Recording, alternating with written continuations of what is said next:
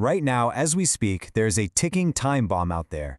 It's a systemic chokehold that is silently but brutally suffocating the American dream of homeownership. You know, this isn't just about fluctuating markets anymore.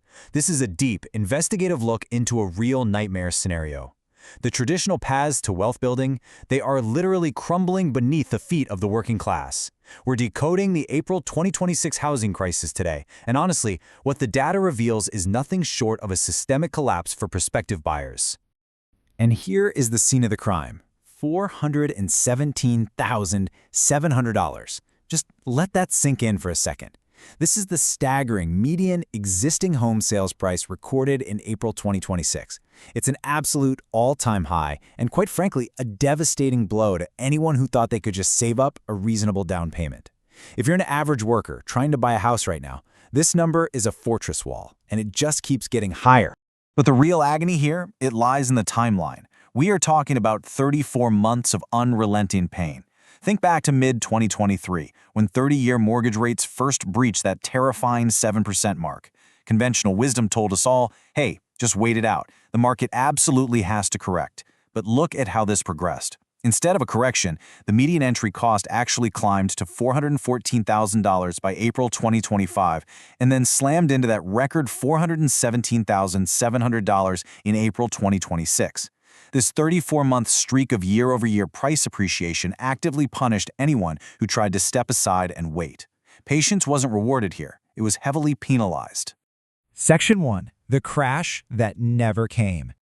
So it's absolutely crucial to compare what everyone thought would happen against the grim reality we actually got.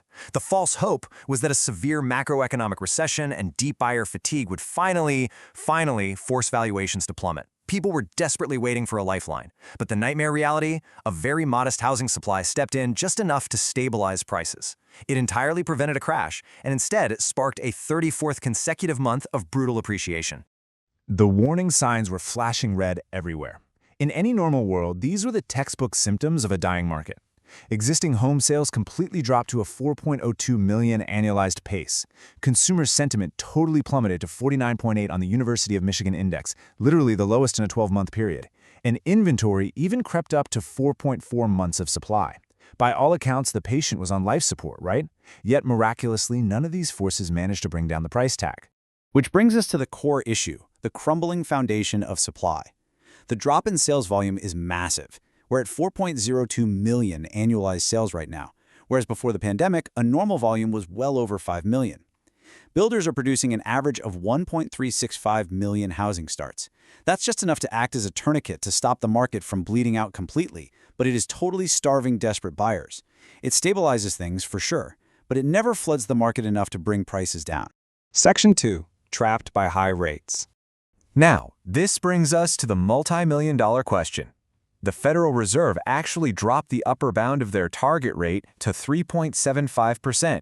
So, why are everyday buyers still trapped in an inescapable financial chokehold? How do we explain this horrifying disconnect between federal policy and actual street-level mortgage costs? Well, here is the smoking gun. The contrast between policy and reality is shocking. Federal Reserve policy lowered that target rate to 3.75%, down from 5% a year ago. The cavalry was supposed to be here, but the mortgage market reality entirely refused to cooperate. The benchmark 10-year Treasury yield, which is basically the absolute floor for 30-year residential mortgages, stubbornly spiked to 4.57%. That sits in the 98.4th percentile of its 12-month historical range. So the Fed lowered their rate, but Wall Street locked in sky-high mortgage costs anyway. And the true culprit behind that massive disconnect? Sticky inflation. Headline year-over-year PCE advanced to 3.4%. Core PCE metrics are just stubbornly stuck at 3.2%. Even the broader Consumer Price Index expanded a massive 0.5% in a single month. This services inflation absolutely refuses to die. It's keeping long-term commercial mortgage rates anchored high, and it's acting as a permanent gridlock trapping the middle class. Section 3. The devastating human cost. Let's look at the terrifying reality of this affordability squeeze. Historically speaking, a home cost about 3 times the average income, but today, that reality is a staggering 5.4 times the average income. You could be making nearly $78,000 a year, around $37.41 an hour, and still be completely suffocated by this market. So much for the traditional American dream, right? It's feeling a whole lot more like an American mirage at this point. And those wage gains we keep hearing about, they are literally bleeding out into current everyday spending.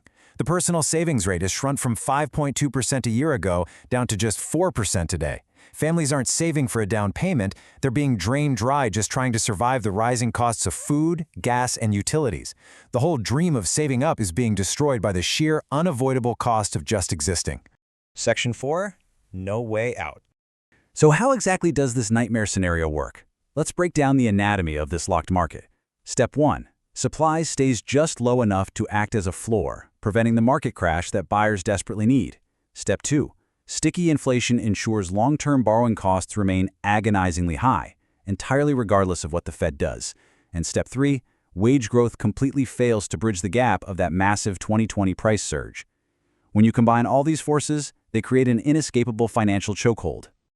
A recent report from 24/7 Wall Street really highlights the brutal math here. They noted that waiting has cost roughly 0.9% over the past year on top of larger gains in prior years. I really need to drive this reality home for you all. Patience has not been a virtue. If you sat on the sidelines hoping for economic sanity to finally return, the market actively punished you. It has steadily stripped away your wealth-building potential month after month for nearly 3 years now. Which brings us to the end of today's explainer. The affordability gap we've investigated today, it really appears to be a structural, permanent shift.